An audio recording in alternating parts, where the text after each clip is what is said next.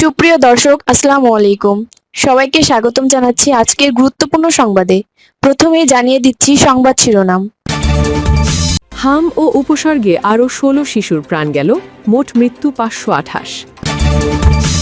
এদিকে রামিসা ধর্ষণ হত্যা মামলায় সোহেল ও তার স্ত্রীর বিচার শুরুর বিষয়ে শুনানির দিন ধার্য। অপরদিকে ভিজিএফ কার্ডে মিলমেশ, বিএনপি ২৮,০০০, জামায়াত ১৫০০, ইউএনও ৩২৫টির। আরও থাকছে, সরকার চায় শেখ হাসিনা বিচারের মুখোমুখি হন, স্বরাষ্ট্রমন্ত্রীর বক্তব্য। এবং সবশেষে থাকছে, নতুন পে স্কেলে এমপিও শিক্ষকদের জন্য কী সুখবর আসছে। শুনছিলেন সংবাদ শিরোনাম, এখন বিস্তারিত। তার আগে ছোট্ট একটি আবেদন, যদি আপনি ন্যায় ও মানবতার পক্ষে থাকেন, লাইক দিন। হাম থেকে শিশুদের রক্ষা পেতে চাইলে কমেন্টসে লিখে জানান। সৃষ্টিকর্তার সবাইকে এই গজব থেকে রক্ষা করুন। আর সাবস্ক্রাইব করুন আমাদের চ্যানেলটি, কারণ আমরা বলি সেই কথা যা অনেক মিডিয়া আড়াল করে। এখন চলুন বিস্তারিত দেখা যাক। হাম ও উপসর্গে আরও ১৬ শিশুর প্রাণ গেল, মোট মৃত্যু ৫২৮। গত ২৪ ঘণ্টায় সারা দেশে হামের উপসর্গ নিয়ে আরও ১৬ শিশুর মৃত্যু হয়েছে। এই সময় নতুন করে আক্রান্ত হয়েছে ১,৪৩৪ শিশু। আজ স্বাস্থ্য অধিদপ্তরের সর্বশেষ প্রতিবেদন থেকে এই তথ্য জানা গেছে। স্বাস্থ্য অধিদপ্তর সূত্রে জানা গেছে, হাম এবং এর উপসর্গ নিয়ে এখনও পর্যন্ত সারা দেশে ৫২৮ শিশুর মৃত্যু হয়েছে। এর মধ্যে নিশ্চিতভাবে হামে মৃত্যু হয়েছে ৮৬ শিশুর, আর হামের উপসর্গ নিয়ে মারা গেছে ৪৪২ শিশু। একই সময় নিশ্চিতভাবে হামে আক্রান্ত হয়েছে পরীক্ষায় প্রমাণিত ৮,৬২২ শিশু, আর হামির উপসর্গ নিয়ে হাসপাতালে এসেছে ৬৩,৮১৩ শিশু। আক্রান্ত ও মৃত্যুর সংখ্যা ঢাকা বিভাগে সবচেয়ে বেশি। এই বিভাগে হাম ও এর উপসর্গ নিয়ে মৃত্যু হয়েছে ২২৪ শিশুর, আক্রান্ত হয়েছে ৩৬,১৭৬ শিশু। এই হিসাব গত ১৫ মার্চ সকাল ৮টা থেকে ২৪ মে সকাল ৮টার সময়ের মধ্যে। এদিকে রামিসা ধর্ষণ হত্যা মামলায় সোহেল ও তার স্ত্রীর বিচার শুরুর বিষয়ে শুনানির দিন ধার্য। রাজধানীর মিরপুরের পল্লবীতে ৮ বছরের শিশু রামিসাকে ধর্ষণ করে গলা কেটে হত্যার ঘটনায় করা মামলায় অভিযোগ গঠন বিষয়ে শুনানির জন্য আগামী ১ জুন ধার্য করেছেন আদালত। আজ বিকেলে ঢাকা মহানগর শিশু সহিংসতা দমন ট্রাইব্যুনালের বিচারক মাসরুর সালেকিনের আদালত আসামিদের বিরুদ্ধে অভিযোগ আমলে নিয়ে এ আদেশ দেন। এর আগে আজ দুপুরে সোহেল রানা এবং তার স্ত্রী স্বপ্না আক্তারকে অভিযুক্ত করে আদালতে অভিযোগপত্র জমা দেয় পুলিশ। আদালত চার্জশিট গ্রহণ করে বিচারের জন্য শিশু সহিংসতা দমন ট্রাইব্যুনালে বদলি করেন।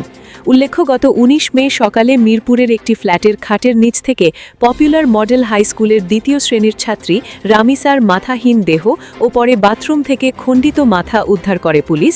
হত্যাকাণ্ডের একদিন পর নিহতর বাবা আব্দুল হান্নান মোল্লা প্রতিবেশী সোহেল ও তার স্ত্রী স্বপ্না আক্তার ও একটি অজ্ঞাত পরিচয় ব্যক্তিকে আসামি করে পল্লবী থানায় মামলা করেন।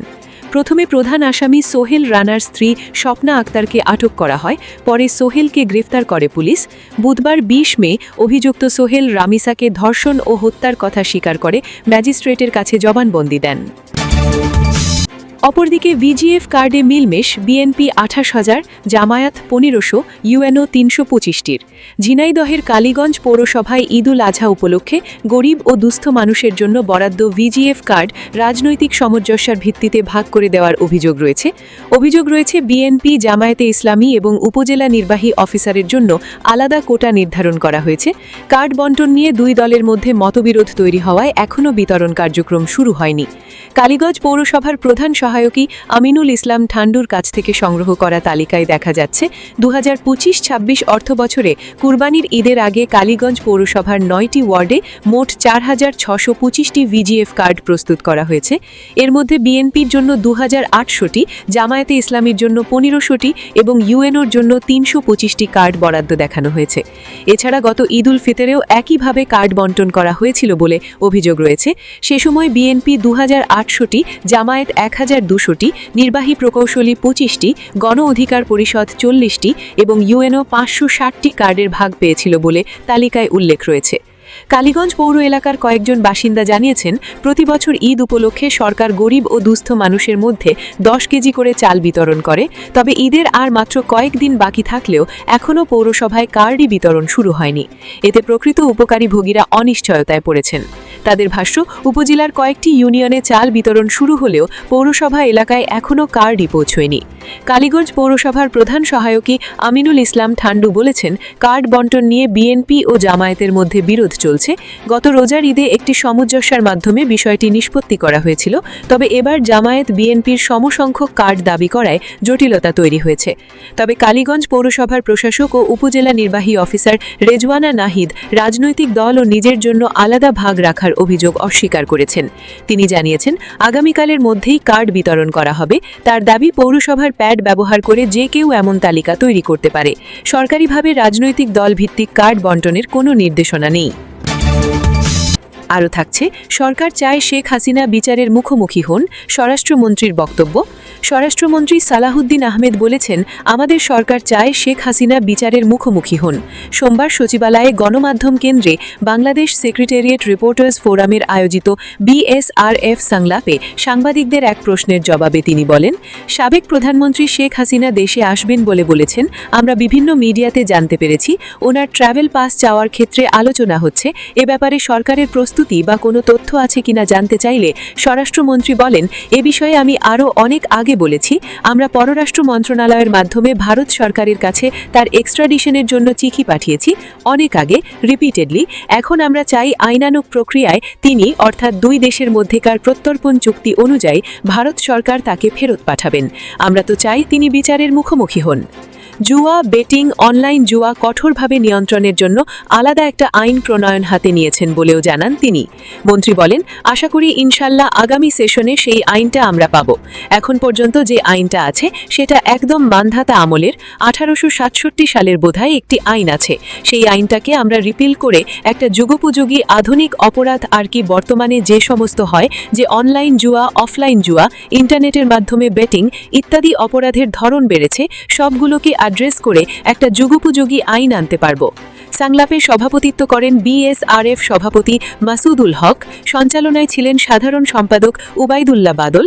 এ সময় আরও উপস্থিত ছিলেন পিআইডির প্রধান তথ্য অধিকারী সৈয়দ আবদাল আহমেদ। এবং সবশেষে থাকছে, নতুন পে স্কেলে এমপিও শিক্ষকদের জন্য কি সুখবর আসছে। দেশের সরকারি কর্মকর্তা কর্মচারীদের জন্য নবম জাতীয় পে স্কেল বাস্তবায়নের প্রস্তুতি প্রায় চূড়ান্ত পর্যায়ে রয়েছে। 2026-27 অর্থবছর থেকেই ধাপে ধাপে নতুন বেতন কাঠামো কার্যকর করার পরিকল্পনা করছে সরকার। আর এরই মধ্যে বেসরকারি এমপিওভুক্ত শিক্ষক কর্মচারীদের মধ্যেও নতুন করে আশার সঞ্চার হয়েছে। সংশ্লিষ্ট সূত্রগুলো বলছে, সরকারি বেতন কাঠামোর আওতায় থাকায় এমপিও শিক্ষক কর্মচারীরাও নবম পে স্কেলের সুবিধার বাইরে থাকবেন না। যদিও এখনও এই বিষয়ে আনুষ্ঠানিক ঘোষণা আসেনি, তবে শিক্ষা সংশ্লিষ্ট মহলে এ নিয়ে জোর আলোচনা চলছে। এমপিওভুক্ত শিক্ষা জাতীয়করণ প্রত্যাশী জোটের সদস্য সচিব অধ্যাপক দেলোয়ার হোসেন আজিজি সামাজিক যোগাযোগ মাধ্যম ফেসবুকে দেওয়া এক পোস্টে দাবি করেন, বিদ্যমান সরকারি বেতন কাঠামোর আওতায় থাকায় এমপিওভুক্ত শিক্ষক কর্মচারীদেরও নতুন জাতীয় বেতন স্কেলের অন্তর্ভুক্ত করা হবে। জানা গেছে, নতুন সরকারি বেতন কমিশনের সুপারিশে বিশেষ করে নিম্ন গ্রেডের কর্মচারীদের বেতন উল্লেখযোগ্য হারে বাড়ানোর প্রস্তাব রয়েছে। 13তম গ্রেডভুক্ত শিক্ষকদের বর্তমান 11,000 টাকা মূল বেতন প্রায় দ্বিগুণ করার সুপারিশ রয়েছে বলে জানা গেছে।